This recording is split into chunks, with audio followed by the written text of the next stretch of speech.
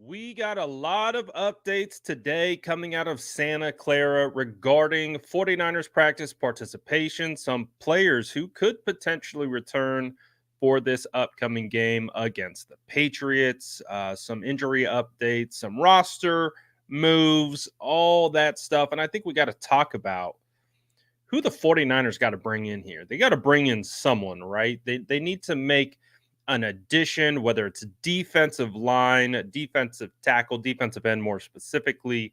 What are they going to do without Jauan Hargrave? We got a lot of stuff to talk about. Jauan Jennings did something that has never been done before after his performance against the Rams. So we'll talk about all that good stuff coming up. But you already know what to do. Smash that like button, drop an SDS in the chat. Let's get to our 49ers Roundup right now.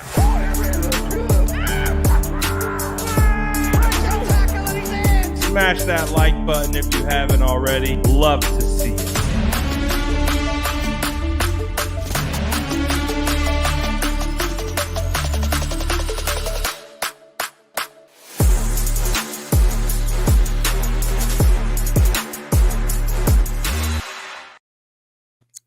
What is going down, Sourdough Squad? We are going to get this one started. The 49ers have, we heard from Kyle Shanahan today, so we'll talk about some of his comments that he's made. He kind of was asked about, is there a potential with the 49ers, maybe going away from Sorensen to Staley? So we'll react to that stuff. But let's get into some of the news right off the bat. Let's recap what has been going down with the San Francisco 49ers today. They did make a roster move.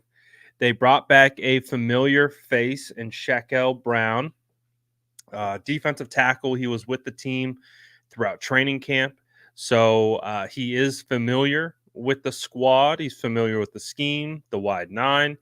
And it'll be interesting to see if he gets any run.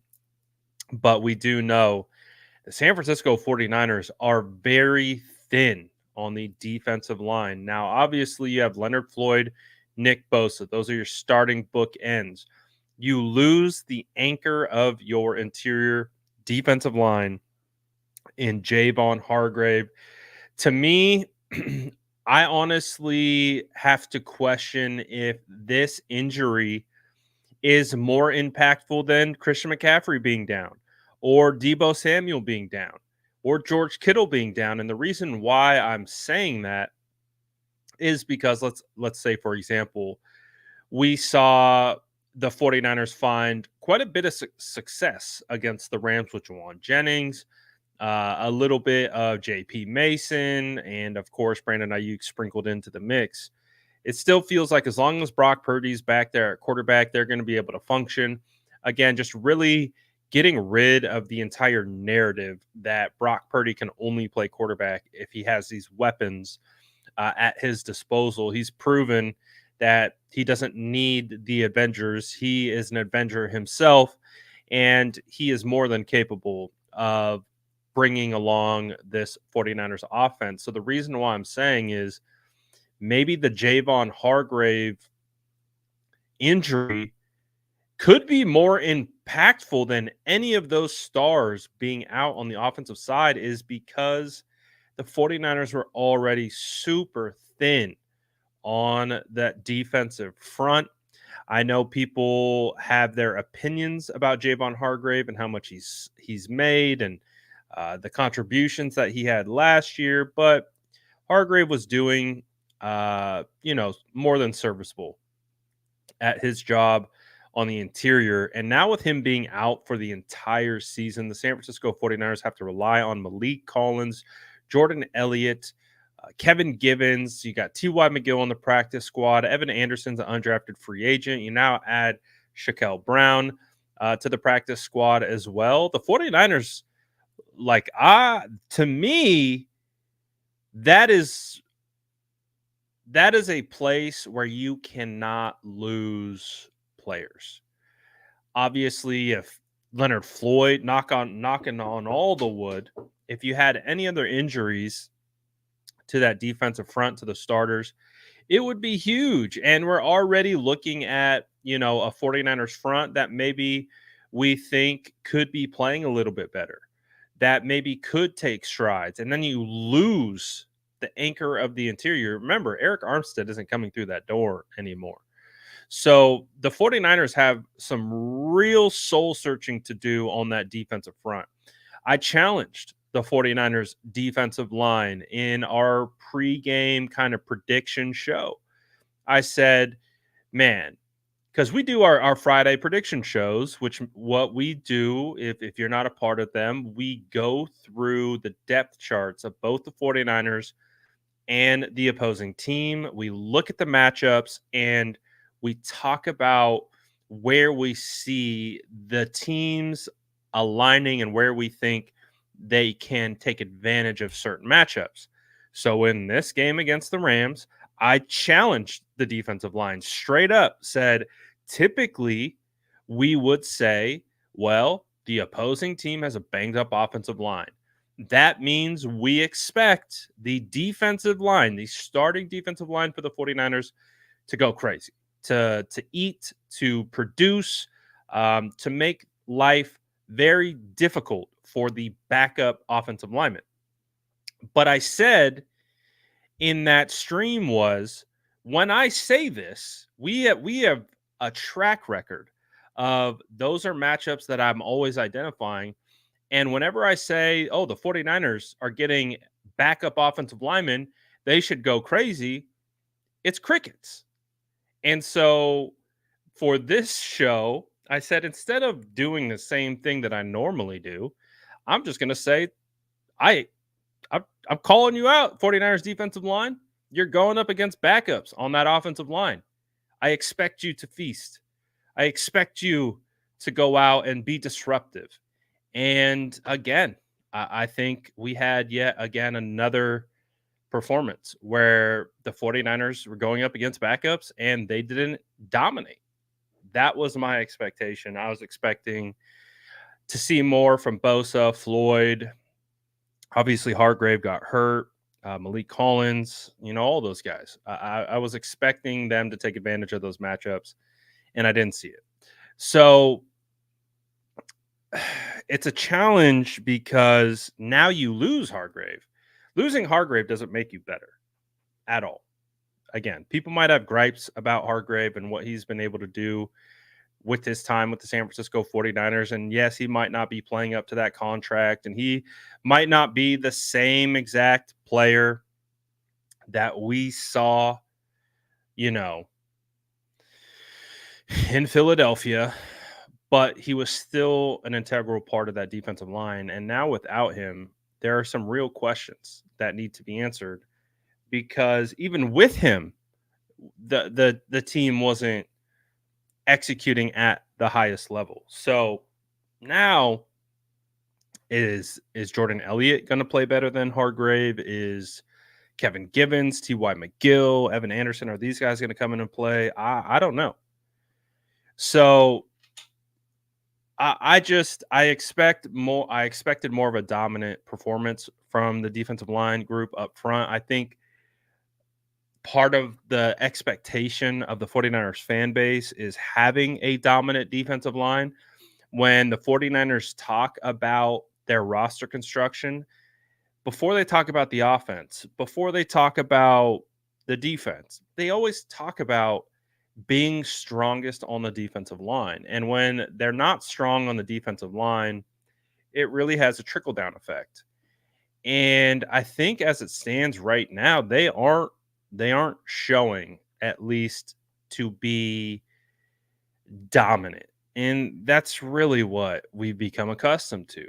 So that to me is the biggest question moving forward, and why it's probably more concerning to me than any of the other injuries on the offense is that this team needs to win in the trenches, and it doesn't feel like they are doing that. So we'll see how they continue to progress. But we also did get some practice reports. Good news with Brock Purdy. Brock was a full participant today in practice. This is good news after he had an MRI with some back. He had some back soreness, so apparently he was dealing with something from the game against the Rams. They wanted to get it checked out, make sure there wasn't any, hidden issues or anything like that. So Brock was able to escape the Rams without any severe injuries and was a full participant today in practice, which again, that is good news because I think when it comes to optimism surrounding the San Francisco 49ers, I think when it comes to, you know, how the 49ers move forward at 1-2, there's obviously a lot of conversation right now surrounding this team and a lot of pessimism. And I get it. Like when you're 1-2 and you're not executing to the expectation of a fan base, guess what? They're going to let you know. And the 49ers have the most, I say it all the time, 49ers have the most passionate fan base around. And you can interpret that in whatever way you want. But when something goes good, they're passionate. When something goes bad, they're also very equally passionate. So the thing is that at least with Brock, there's for sure hope, right? There's a for sure like, okay, we got Brock. We all feel good with Brock. We feel great with Brock. And with him leading the way, the 49ers will always have a chance. So now it's obviously all three phases coming together, playing complementary football and doing what they need to do to get the job done, which they haven't really done. I mean, even if you go to the New York Jets game, there were plays being made on all three phases, but there were also plays that weren't being made on all three phases. We talked about that game. We talked about like, oh, they came away with a commanding win over Aaron Rodgers and the Jets, and there's still plenty of things to clean up on all three phases. Now, the last 2 weeks, those things have kind of shown up and bit us in the rear when it mattered most. So, and we do expect some, you know, ugliness in the first couple weeks of the season. We always talk about that. So it's not necessarily a surprise, but it's a surprise when they can't get out of like for example, last week with the win. That felt like that should have been a win. And that's where it gets really frustrating. It's much easier to process the learning curve of new coordinators, new personnel, new scheme, new this, new that, or changing this, changing that when you're winning. When you're losing, it puts a whole different level of pressure onto this team. So I think the team's feeling the pressure early. But also in some other good news was George Kittle has returned to practice in a limited participation. There is some video of him at practice. He's moving around, catching the footballs. He doesn't look like he's as spry. So maybe we're a week out. I don't know. I'm still holding out a little bit of optimism that George will be able to go this week against the Patriots, but I'm also of the mindset that I would be okay if George didn't go against the Patriots. Um, I would be all right with that. Not because I don't think we need him, but more so of it's too early to push him. It's too early to press him. And I just don't want to sacrifice the short term for long term needs. I think Kittle is needed for the long run, absolutely. And I get it. You we're almost heading into that territory early on in the season, the must win territory. We're not there yet, but man, you lose against the Patriots, you skid to 1-3. It's not good. So, but still, I would much rather have Kittle healthy because the soft tissue injuries, they linger. You can make them worse. He's got to be right. He's got to be as close to 100% as possible. So if he's not, I'm not going to risk it. I think Eric Saubert played pretty well. I also do believe that Kyle Juszczyk was also used as the kind of tight end too, which we talked about. We said we would love to see Kyle Juszczyk used more as a tight end too. He was. So I liked that quite a bit. So again, um, I'm willing to sit Kittle for one more week if it and it ensures that he's going to be healthy for the long haul because that's ultimately what we want. There was some additional reports coming out of practice. This is from Lindsay Polares. Brock was a full go. We talked about that. Trent Williams didn't participate. He's sick. But again, Trent Williams is on the veteran schedule. It's pretty typical of him to not practice fully for the entire game week. So that's pretty normal. Unfortunately, D. Winters was a DNP. He had an ankle that popped up against the Rams, and that is clearly lingering into this week. So that's unfortunate. So we'll see what's going on with D. Winters. I feel like there is some unrest with Devondre Campbell at the moment. I think people are ready to see a different linebacker out there. I've heard the potential of, people talking about getting Curtis Robinson out there more. Obviously, D. Winters is a name, but he can't get out there if he's not healthy. So we'll have to monitor his progress throughout the week. Debo Samuel was a DNP. I'm not expecting Debo to play this week. So that's not really too much of a surprise. And then, of course, like we talked about, George Kittle is limited with the hamstring. Uh, Charvarius Ward not on the injury report, or Nick Bosa not on the injury report. So that, I guess, is a positive sign. We also got some cool news. Jauan Jennings won the FedEx Air and Ground Player of the Week. He is the first wide receiver to do so in history of this award. So, which is pretty interesting that he was able to win both. But of course, coming off his performance, 11 receptions, 175 yards, 3 touchdowns. Juwan was balling. And it's cool that he was the first to win both air and ground player of the week for his performance. FedEx will donate $2,000 in Jennings' name to a HBCU of his choice uh, to effectively help kind of serve scholarships and things of that nature. So that's cool.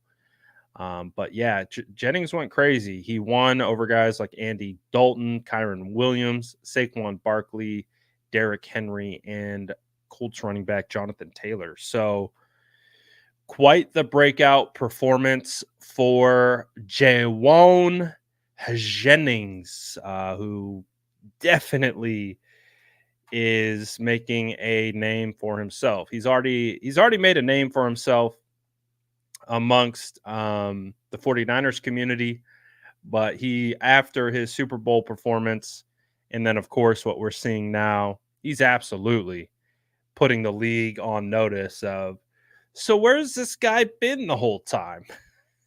It's like, well, we've known about Jauan for a long time. Jauan, did you guys know Jauan through 3 weeks already has more yards this season than he did for the entirety of last year? That's crazy. I think Jauan had like 236 receiving yards last year, and he's already beyond that through 3 weeks. He almost surpassed his entire yardage output in 2023 in one singular game against the Rams. I know that's opened up a broader conversation about usage, right? Because the big, not the big hot button topic, but one of the hot button topics has been about, obviously, how Ronnie Bell performed, no Jacob Cowing, and We've seen it. The 49ers have, it's not just new, but they have been reluctant to play certain players for whatever reasons. They deem them not ready. They deem them, you know, not fit to perform. There's really not many instances that we have seen with the 49ers where they're like, "Oh, we got some new talent. Let's throw him out there and see what he does." You know, I think of Brandon Ayuk as a rookie, and as we know, they had a ton of injuries, and they were forced to. They had to. They had no other choice. Like, oh, well, I guess we gotta play Brandon Ayuk as a rookie. Oh, he had a good rookie season. So, if you guys know anything about me, I'm big on player development. It's one of my passions. I love watching players evolve, grow, and improve. It was something I was passionate about as a player. It's now something that I'm still passionate about. I love player development. I love seeing people realize their true potential. The 49ers do have a history of not really putting guys out there until they think they're ready or until they believe they're ready. I mean, look at Jordan Mason. We've been pounding the table for Jordan Mason to get onto the field for a very, very long time. And now, in the first time, with obviously no competition for carries, he's second in the NFL in rushing through 3 weeks. But this is something that we've seen of Jordan Mason since he was a rookie, and then he had a better sophomore training camp. And so the things with Cowing is, at least I said last week that I didn't expect Cowing to be involved in the game plan, even though you had general manager John Lynch say that, yeah, Cowing's going to be a part of the game plan. I still didn't buy it. I didn't buy it. It sounds good, but I even said, I think I said it was on, I think it was with Aponte on State of the Franchise last week. I said they're going to play Ronnie Bell over Cowing. And that isn't necessarily because I wanted that, but it's because I have watched the trends of this team long enough to understand that Kyle is much more reluctant to put rookies out if he has to. Now, while I say that, Ronnie Bell played as a rookie. You go back to week 3 against the New York Giants last season, Ronnie Bell had a touchdown in that game. He was playing. He played against Philly. He had some crucial blocks against Philly. He played against the Rams, had some blocks against the Rams. So Ronnie Bell actually kind of broke that mold a little bit as a rookie to play. And so when Kyle isn't putting out a guy, it's because he doesn't believe he can trust him from an execution standpoint. Because my read on the offense is these wide receivers have to be on the same page as their quarterback, because the quarterback is looking at the coverage, he's looking at what the defense is dictating, and they have specific routes and specific concepts that are predicated on the look that is given by the defense. So that means the rookie wide receiver has to see the same thing that Brock sees. They have to be able to be on the same page without communicating and be able to determine, all right, we're seeing the same thing. We're seeing off man coverage. We got an option route on. We're gonna bang, slant inside. We don't have to talk about it. We just see it. We're on the same page. Brock can step back, throw it with that anticipation. That's my read on why maybe Cowing isn't playing. I've talked about Cowing all throughout training camp. And then you guys got to see it in preseason. Cowing's a playmaker. He makes plays. That's just who he is. It was there at UTEP. It was there at Arizona. It was there in training camp. It's there in preseason. Cowing's just a playmaker. So the issue isn't his ability. That's why he's not seeing the field.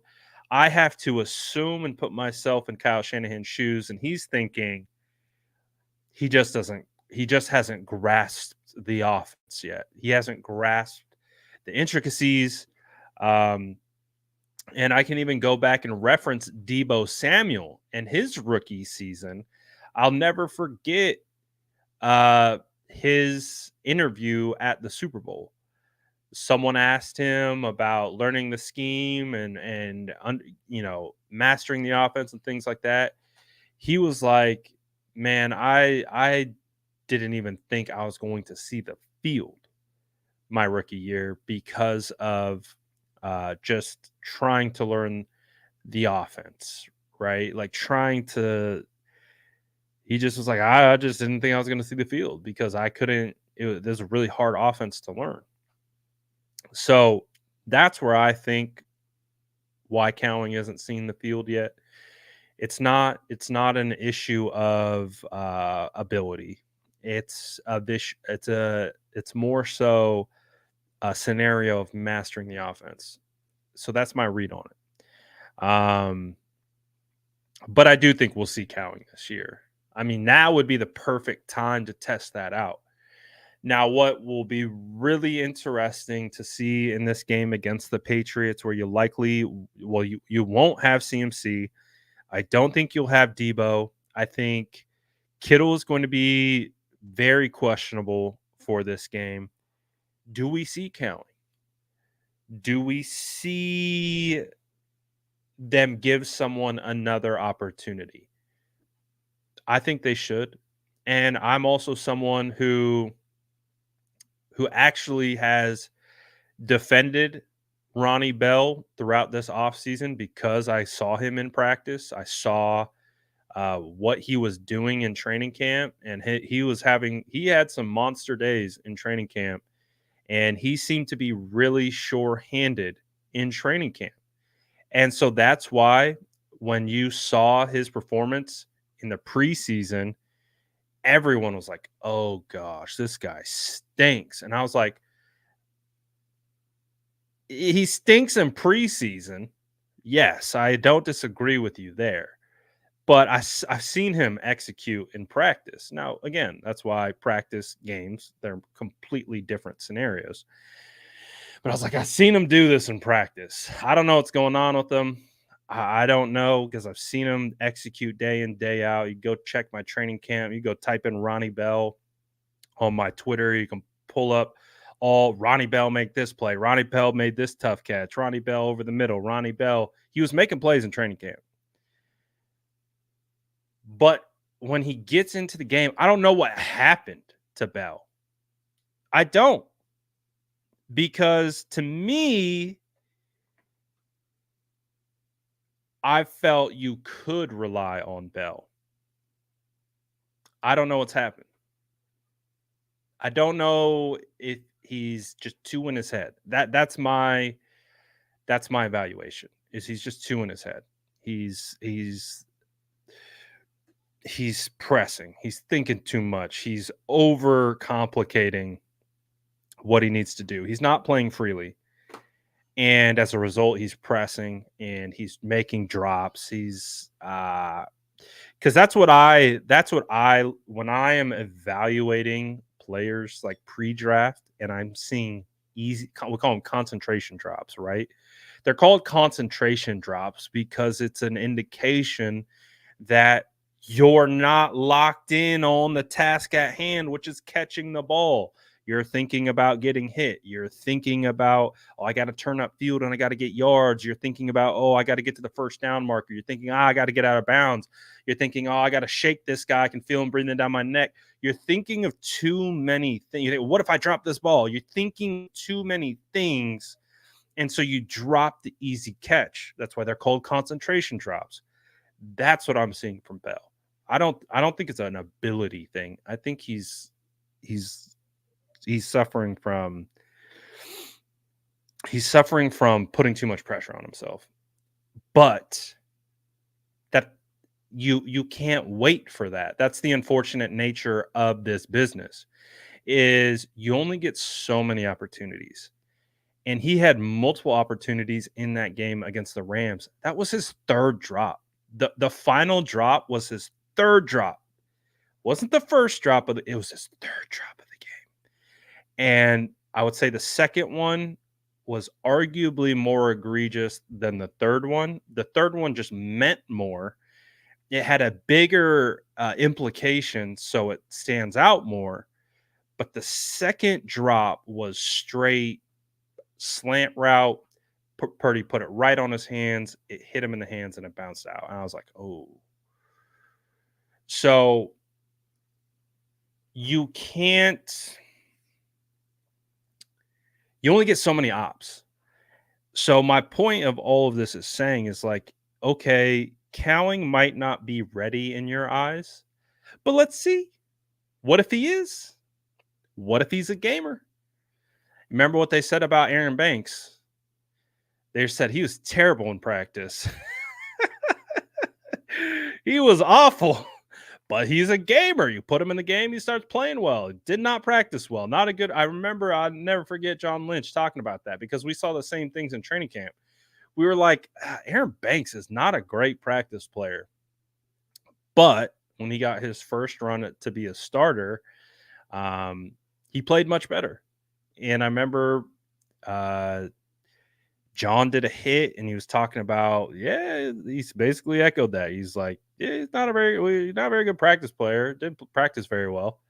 But you get him in the game, he played really well. Some people are gamers. Some guys don't practice that well. You put him in the game and the actual pressure of the moment actually intensifies their abilities. It pushes them to a different level of focus. It pushes them to a different level of adrenaline, and they actually perform better in those moments. With Ronnie, it feels like we're dealing with the opposite. We're dealing with the opposite with him. Good practice player, not translating to the game. So can Cowling be that? Can Cowling come in? Is Ricky Pearsall going to play when he gets back? I mean, think about Ricky. Ricky missed 3 weeks of preseason before the crazy situation that went down with him. So are we really counting on Ricky Pearsall to be an impact early on? I would say no. I would say it would be phenomenal to see him have an instant impact. Now, see the question that I have with Pearsall is I do think Pearsall is a Kyle guy. I think that was a Kyle selection. I think Kyle handpicked Ricky Pearsall. So does that push Ricky into the lineup maybe sooner for that purpose? Do you think Kyle Shanahan has a rooting interest in a guy that he's selected, he's handpicked, and maybe put him out there? I don't know. It's just a question. So I think again the conversation that we're currently having is just about usage with young players. That's it. That's all we're talking about. We're talking about what quantifies someone to be ready to go. What we're comparing different players' trajectories, how they started their career. Like again, it started with the conversation with Jauan, seeing what he's able to do with extended snaps, turning into a great player. JP with extended snaps, turning into a great player. It's just an interesting. It's interesting to me because I'm very much interested in player development, and I'm always of the mindset of, man, if they got talent, if they have the ability, let's put them out there. Like, let's see. Like, let's see. And that was always, I can't believe I'm going to bring this back to this. That was my biggest gripe with Trey Lance. My biggest gripe with how they handled Trey Lance was keeping Jimmy Garoppolo in the building, not giving Trey Lance every single rep and giving him the keys as a rookie. I understand it at one point. I understand why you kept Jimmy, but I felt like that hurt. I felt like that hurt Trey. I felt like it hurt Trey in his development. So again, it's like it's a balance. You're balancing team success, you're balancing individual player success, you're trying to balance like you're trying to balance all these different things. It's a challenging situation. So I just find it and to be an interesting conversation um, about when is a player ready to play and when is he not. So that to me is a fascinating conversation. But we'll see. We'll see who steps up, who steps in, who's able to come in and continue to contribute because the early mantra for this season is next man up. It's all right. We're dinged up here, we're banged up there. It's time to get active. It's time to see what you have. Now's the time to try to experiment. I would say a little bit with what you have. Gives you an opportunity to test the waters before it really gets heated up. So, um, I, I'm just curious to see what goes into that. But anyways, if you guys have any questions, I'll turn it over to you guys in the chat. If you want to pop in a couple questions, you can kind of dictate the topics um, and what we want to talk about. So I'll be looking in the chat to see your hard hitting questions for either next week against the Patriots, long term for the 49ers. Who's the biggest treat right now? I think I know exactly what you're trying to say, but I kind of like it from this angle. I kind of like who's the biggest treat? Who's the biggest snack on the San Francisco?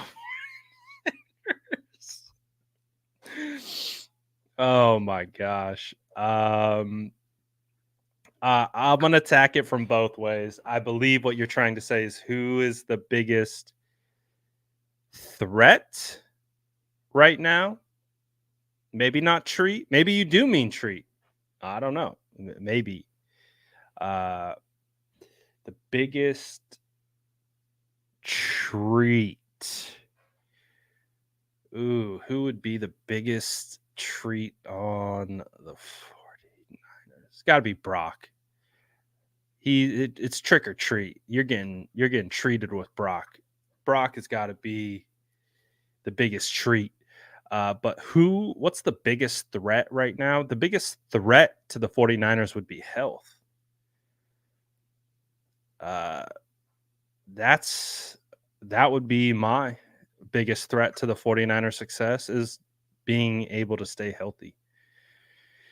Because we're getting hit early. We are getting hit early with those injuries. Is McKivitz literally the worst right tackle in football? No, he's not. But he definitely struggled a little bit. Not a little bit. He struggled against the Rams. One thing about that struggle was I think Jared Verse is really freaking good. I think Jared Verse is probably the best, not probably, he is the best edge player that the 49ers have seen through the first 3 weeks, and he's a rookie. So I thought Jared Verse was better than I think it's Lisiatu Latu The UCLA edge, I thought Verse was a more complete edge. Latu strikes me as more of a situational pass rusher. But when you turn on the tape, Verse is speed, power, moves. He was getting he was he was getting McKivitz out of sorts with games. So I broke it down on my film breakdown, but you could see so Verse was playing wide. He would take an angle where it's like he is going head up with McKivitz, but there's still some space. And he would hit like a little hezzy to make it look like he was going to threaten to the inside. And after he hit the little hezzy, it McKivitz instinctively kind of stepped inside, and then Verse would then instantly attack the outside upfield shoulder.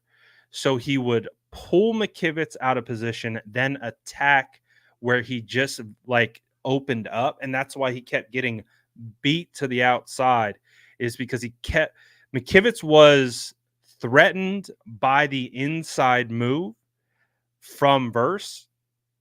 So he was very quick to try to shut off the inside move. And so Verse was figuring this out, and he figured it out after about the second or third drive. And he started hitting him with that game where he would just, he'd hit him with a little hezzy.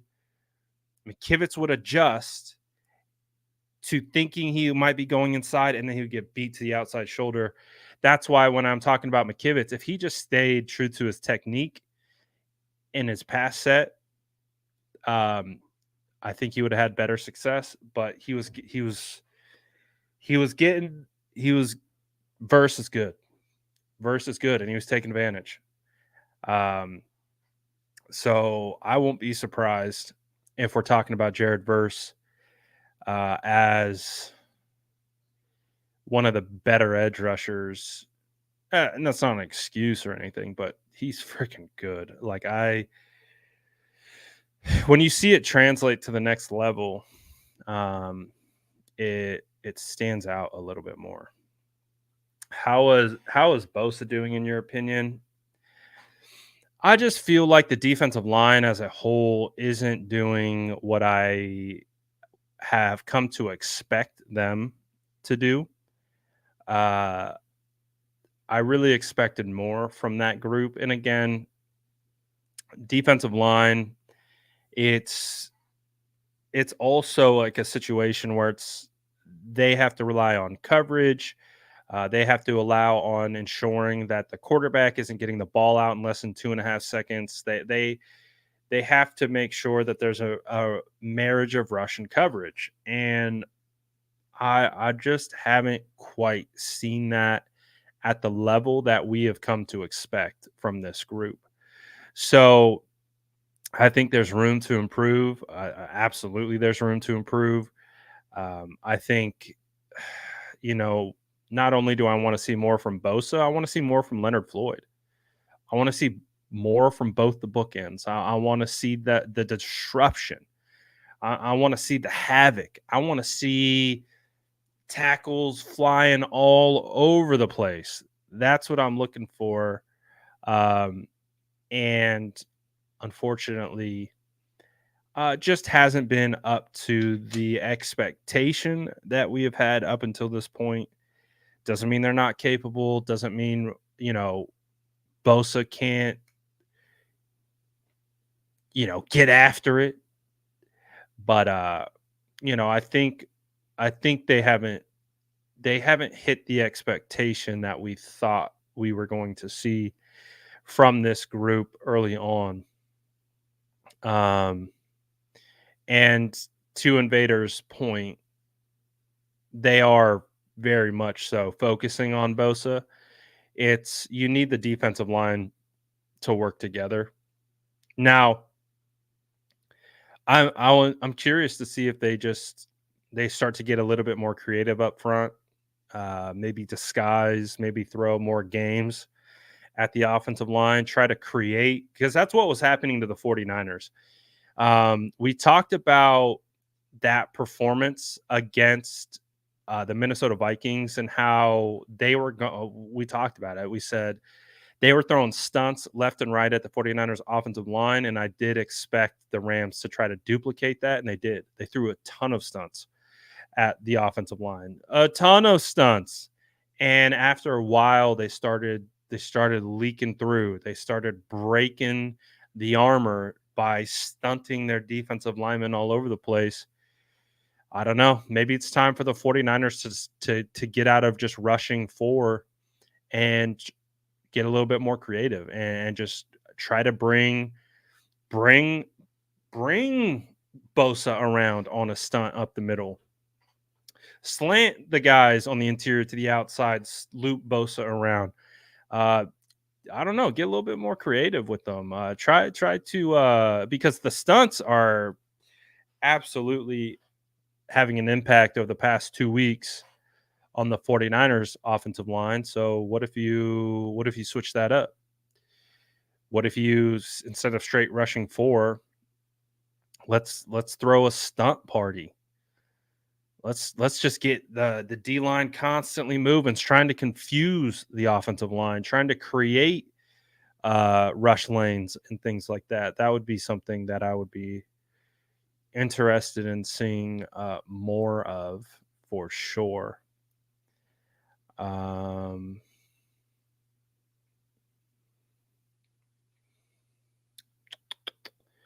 let's see. What are some of the other questions that you guys have here? I'm going through some of the questions. Do I see 49ers using Isaac Guerrero more to preserve JP for the long haul? Absolutely. And I felt like Guerrero got more comfortable as he got more carries, which is shocking, right? You give a young player more touches, they settle down, the game starts slowing down, they see it a little bit better. So yeah, the fact that we started to see Guerrero used more, especially towards the end of the game, they need to. They don't have a choice. They need Guerrero to be ready, because if you just again, try to do the Christian McCaffrey usage where we're going to give the starting running back 99% of the carries, and that's all well and dandy until you get hurt. Thankfully, before the 49ers had depth, they had Elijah Mitchell. They had Jordan Mason. They had multiple levels, and they still didn't really use their backups. But if, let's say, CMC were to get hurt, they had somewhere to turn. Whereas right now, if you get Jordan Mason hurt, Isaac Rendo's unproven, and what are you turning to after that? Patrick Taylor. They never brought in another running back, so yeah, yeah. I expect more Guerrero for sure. They have to. They don't have a choice. They really don't. That they need to get him acclimated. They need to get him in the lineup. They need to get him carries because they need to continue to prepare him and develop him for the just who knows. You never know, but you got to be prepared, right? Uh what's the saying? Prior preparation prevents piss poor performance. Proper prior proper prior preparation prevents piss poor performance. That's what the saying is. Back when I was a project manager back in the day, prior preparation prevents piss poor performance. So with Isaac Guerrero, you have to prepare him. You have to. He's got to be prepared to step in the event he has to, so that you can prevent piss poor performance later on down the road. Um, do you know if the plays at ASU is related to Troy. I do not know, but I could almost guarantee they're cousins. Somehow all Polynesians are related. Um, all Tongans are our cousins, all, Samoans are our cousins. Somehow they're just like, hey, cuzzo. They're just somehow, at least in my experience. Um, it was crazy. I played with two brothers. They were twins. Um, they had like literally Vikai. I think they had a cousin in the league. One of their I think their brother was like a big time reggae singer.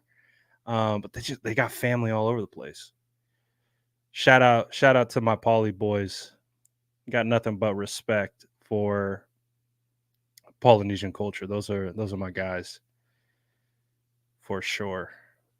Um, let's see what other stuff do we got.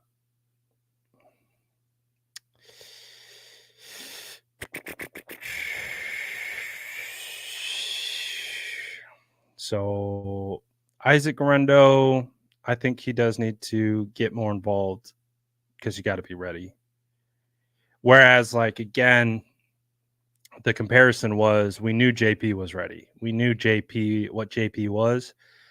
There's a little bit more uncertainty with Isaac Guerrero because he didn't participate in most of the training camp, and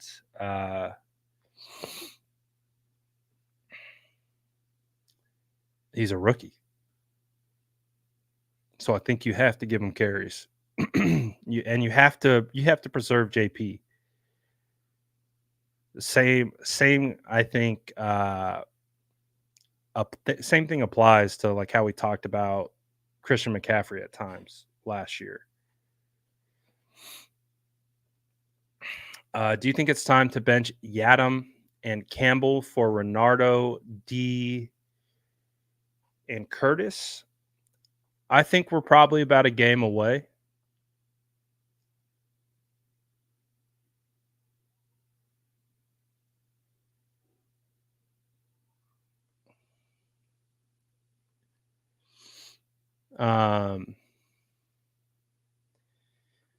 I think this next game against the Patriots is going to be a great self-evaluation for some of these guys. I think giving them 4 weeks to get up to speed and yeah, that's it. Kawini, he has some slaps too, by the way.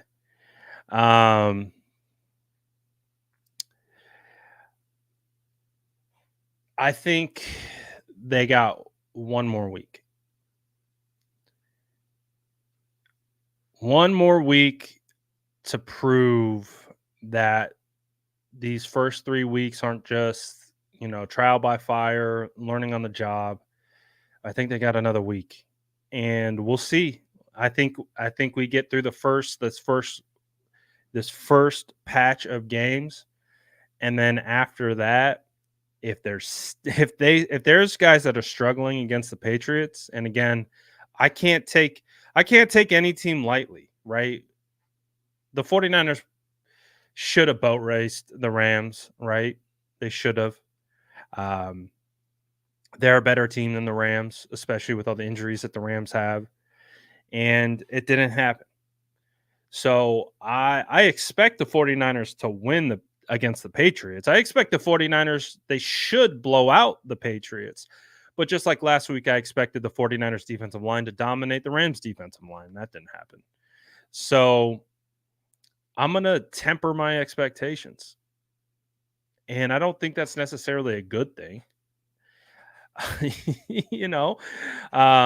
don't think that's a good thing that I have to lower my expectations of this team that I have high expectations of, because they're not meeting the expectations that I'm setting for them. And again, it's not on them to meet my expectations. It's on them to meet their own internal expectations. But I don't think they're doing that. I think if you looked at if those guys are having a meeting, they're having a team meeting, a defensive meeting, offensive meeting, in individual position group meetings, There are plenty of things that they're not meeting their level of expectation. I would say maybe outside of Jauan Jennings, I would say Jordan Mason, I would say Brock Purdy, Fred Warner, Diamador Lenore. Um,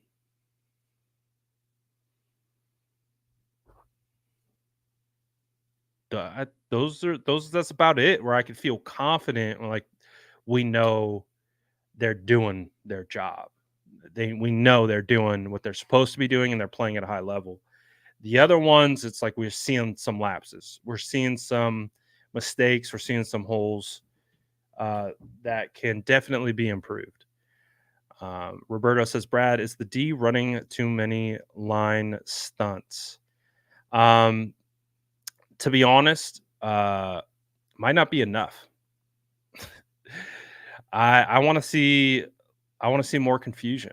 I want to see them try to take advantage a little bit more. I want to see them try to, if you're not, like I said, if you're not winning on straight up rushes, uh, you got to get creative a little bit. Try to confuse the offensive line. It's possible. It's definitely possible. You can confuse those guys. So that's kind of what I want to see a little bit more of. It's not to say that they're not doing it because they are, but I kind of want to see it taken to another level.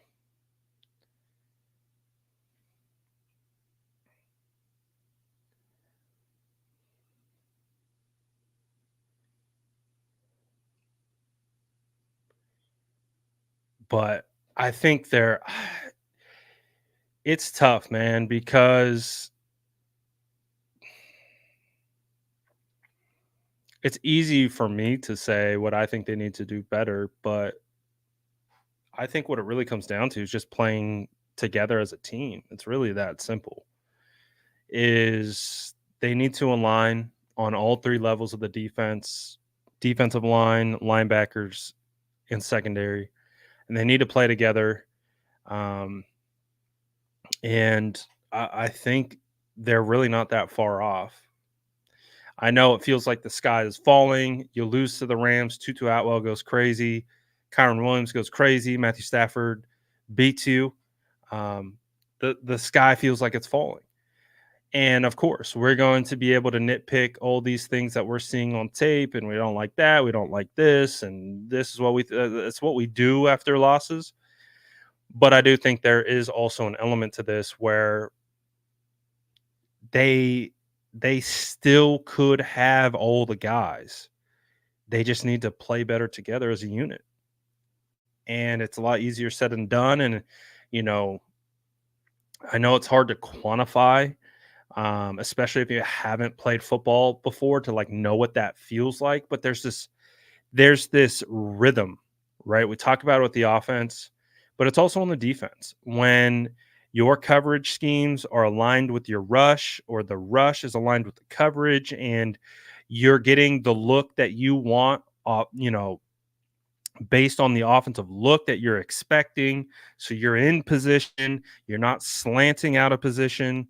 There's a rhythm to the defensive side as well. And I just think there is still the potential of them just as simple as playing better together is really that simple. I think they still have the pieces, and but obviously if you get the performance like you got last week, you're not going to get those same results. Um Jason says, "Man, y'all treat these players like garbage." uh I've seen a lot of crazy comments about some of these players over the last couple days. Again, you pop on over to Ronnie Bell's Instagram and you go look um, at his comment section. It's gross, man. Like it's gross. It's just it's a tough situation, right? Because you you of course hold your team and your players to a high standard, but at a certain point, it's like, holy crap! Like, I'll say this: you're not helping them. Like, I don't think Ronnie Bell's, when I am attributing to just kind of pressing, just putting too much, you know, mentally, make seeing his DMs and his notifications popping off like crazy, telling him to get cut and never play football again, and probably people saying even worse things than that. I've talked to enough players to know that that impacts them mentally. You know, I think it's hard for people who haven't played. I think that's why I always um, I carry like that's why I talk the way that I talk about this team is because I played football. And not saying that just because you haven't played football that you can't talk about sports. That's not at all what I'm saying. I'm simply saying I know how hard it is. I know the grind. I know what it's like putting in 6 months worth of work and then you have a bad game. And the way you already putting the weight of the world on yourself for your performance, your coaches dogging you, you let your teammates down. But I didn't have this online wave of millions of people like screaming at me that I did terrible and that I should go jump off a bridge. That is a completely different element to this game that I don't think people recognize the mental impact that it has. Now, obviously, you are absolutely in your right to have your opinion and say what you want to say. No one's stopping you, right? It's the internet. That's what it's for. You can say whatever you want. But just know that if you're going directly to a player's Instagram, you're going to their DMs, you're tagging family members, you're doing they see all of it. They see all of it. And as someone who speaks to a lot of people, um, who engages with a lot of people on social media, um, I've been on the other side. I've had some bad takes before, and people have let me know about it. It can be overwhelming. It can be overwhelming until you build up a callus to it. Now it's different because I've built a callus. I've been able to work through it, uh, and handle it. And again, I'm just trying to quantify it through my own lens to try to understand what those guys are going through. But again, it's like there's a level of scrutiny that fans give to these players that impacts them that I don't think they realize. I think there is a thought process amongst fans that you get paid millions, shut up and play ball kind of mentality, right? Like we don't care, go cry on your bed, uh, full of money, right? Like I said, I've talked to enough of these players to know that the things you say, they still reach them, and it impacts them, and it messes with their confidence. Like the Ronnie Bell thing to me is a confidence issue. Did that develop from a couple drop passes in preseason? Is he carrying on, what many football players before social media would just chalk up to I made a mistake, I'm going to correct that, or you make the mistake, now everyone wants you to be cut, and then you make the roster and everyone's surprised you made the roster and they still say you should get cut. And so you have that weight headed into your next catch. And so the next catch that you have either determines whether okay, Ronnie's all right or nope, that confirmed our priors. Get Bell out of here. And again, all I'm presenting is a perspective. That's it. And I think fans, most fans, don't recognize that element to it. And again, I'm not telling you how to talk about these guys. Not telling you at all. Not telling you that they can't handle it. Not telling you that they can't, that you got to say nothing but nice things to them. That's not what I'm saying. I'm just giving you a perspective from uh, their point of view. That's it. That's all I'm saying. You're allowed to do whatever you want. You're allowed to say whatever you want. It's social media age, right? You could do and say whatever you want. But it's also still somewhat a new territory within the last decade or so that players have to go through this. And we are seeing trends where it's impacting them. The online conversation can actually trickle into on-field play. We've seen it, we've heard it, it's been confirmed, it's been tracked through multiple players. So that's all I'm saying is when a team is struggling like they are now, yes, there's going to be criticisms and critiques. They signed up for that. We signed up for that. It's how it goes, right?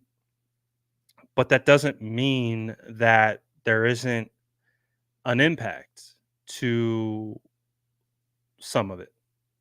All of it, yes, you can block out people saying you need to catch the ball. You need to catch the ball. Yes, Ronnie Bell believes he probably needs to catch the ball. Kyle Shanahan probably believes he should catch the ball. And same as Brock Purdy. But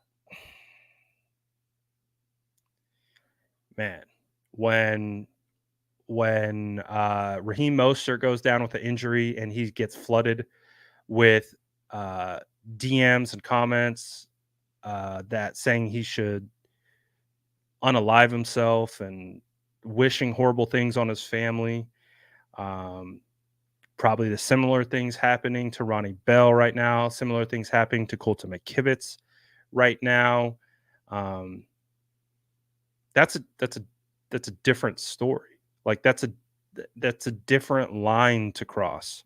And I think some of the fans don't recognize that whole thing. They're thinking they get paid, they should do and execute and do all these things without realizing that behind the scenes, these guys are getting death threats on their life, on their families' lives. They're having the worst things said to them, and they can all see it. And guarantee you, McKivitz is going through that right now. Brandon Ayuk is absolutely going through that right now. Oh, why doesn't Brandon Ayuk look like he's coming out of his shell? He's got the weight of the world on his back because every catch is that. If I don't catch this, people are going to come at my neck. So again, there's a difference between negativity and critique. I like to sit in the critique world. I like to sit in the world where we specifically talk about play on the field. We talk about what we didn't like. We talk about what we like. We talk about what could be better, what can't, those things. There's a world of negativity that is really easy to tap into, and that is a majority of what these players are seeing, and that can seep into on the field play. That's all I'm explaining. So I hope you hear what I'm saying. I hope you don't think that I'm talking down to you. I hope you hear the message that I'm trying to get across. Does not mean that we can't critique their play. They expect critique. They get critiqued every day. Every single day they get critiqued. They are open. You miss a block, you're gonna hear about it. You don't make a catch, you're gonna hear about it. You don't run the right route, you're gonna hear about it. You miss a tackle, you're going to hear about it. Par for the course. It's when it goes beyond that. And right now, we're from the majority of the conversation around this fan base that I've seen, at least online, it feels like we are above that. Feels like above we are above the critique, and it's just trash. It's trash. These guys, they suck, garbage. Get them out of here. And it's just hard because I know personally how challenging it is to play week in, week out. And not even at the NFL level. It was hard for me in college. It's hard for me in JUCO. So that's all I'm trying to say. I know we just went on a like a long-winded tangent, and I apologize. I'm not trying to do that. Um, but again,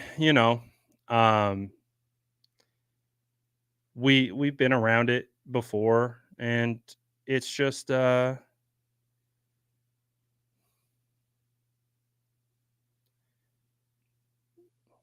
don't know.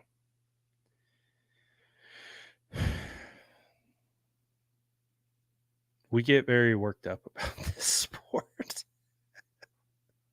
Very worked up about this sport. But hey, a lot of people got stuff riding on it, right? Bets, fantasy. So there's a lot of outside drivers to why people have an emotional attachment to certain things going a certain way. So it is what it is. It's a part of kind of like the new conversation around the sport. So we gotta you just and again it's a part of the new eras. You have to be able to overcome it. You have to be able to block it out. And Jerry says, let's just get a win this week. It's the best deodorant. 100%. That's it. You get a win and everything changes. Things get a lot better. And the conversation shifts. The mood shifts, the tone shifts, the energy shifts, everything shifts when you win. Um, you know what I mean? So, yeah, I agree. Get the win, change the tone, um, change the vibes, change the energy, get it back on track. And that's why, again, I'm not personally panicking. For me, if I wanted to appease the masses, I would panic. If I wanted to make you guys feel like I think if you notice, like if I don't feel it's time to panic, I'm not going to panic just because everyone in my chat is panicking. It would be really easy for me to be like, oh, look, my chat is panicking. Let's ride that wave. Let me hit the buttons of panic. We should panic here, and feed the same emotions that you're already showing. That would be a disservice, in my opinion, to the people that I have I appreciate who support the channel, who I appreciate who tap in with me and listen to me, maybe because I do talk about this a little bit differently. I maybe do have a little bit more of a subdued kind of let's wait and see perspective. But if I wanted to just appease the masses, I would just be firing shots of panic right at you. We should panic about this. We should panic about that. We should panic about this. Time to fire that guy. Time to fire this guy. Ooh, panic, panic, panic. Because that's what we all feel. We all have an emotional response to the 49ers being 1-2 after losing the Super Bowl and having a disastrously long offseason. It would be very easy for me to sell you panic right now. My streams would probably do better. My numbers would probably do better. I'd probably get less people yelling at me if I sold you panic. But I don't believe that's where we're at. I don't believe it's time to panic. I did tell you, though, if the 49ers lose to the Patriots, my tune might change a little bit. I'm not panicking yet, but I did say if the 49ers lose to the Patriots, oh boy, we're going to have a different conversation. But I'm not panicking yet because there's still time. There is still time to get this back on track. I've seen worse, believe it or not, from this team. So I'm not. It takes more power to, I think, control the urge to kind of feed into that panic than it is to rationally think through it and understand, okay, it's 3 weeks, not the start we wanted. We didn't plan this. We didn't want this, but there's still time to get back on track. So that's where I'm holding my opinion. If the 49ers lose to the Patriots at home, our conversation will be different. I promise you that. But I don't think they will lose to the Patriots. I just don't think they are. But if they do, good times, guys. Good times. Always some kind of therapy session comes through in one of our lives, especially during a losing stretch. But again, it is what it is. I agree. Just win. That's it. Just win. And we're back on track. Kind of restores the vibes. And stuff like that. When you're head, so that's really where I want this team to be. Is I want them to beat the Patriots, and then take that, transfer that energy into what I do think is going to be a very competitive game against Cardinals.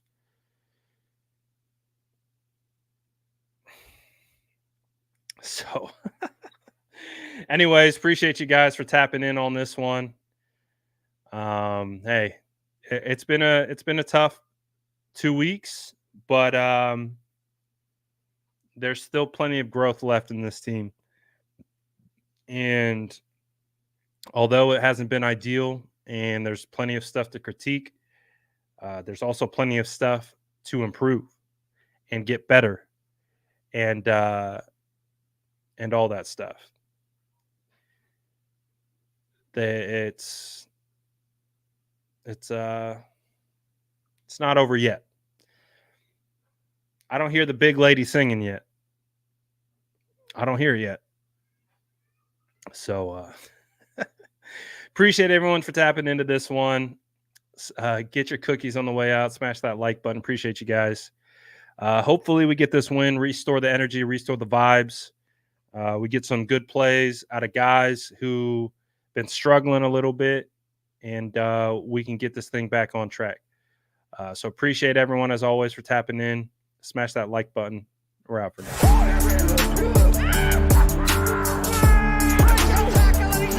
Smash that like button if you haven't already. Love to see it.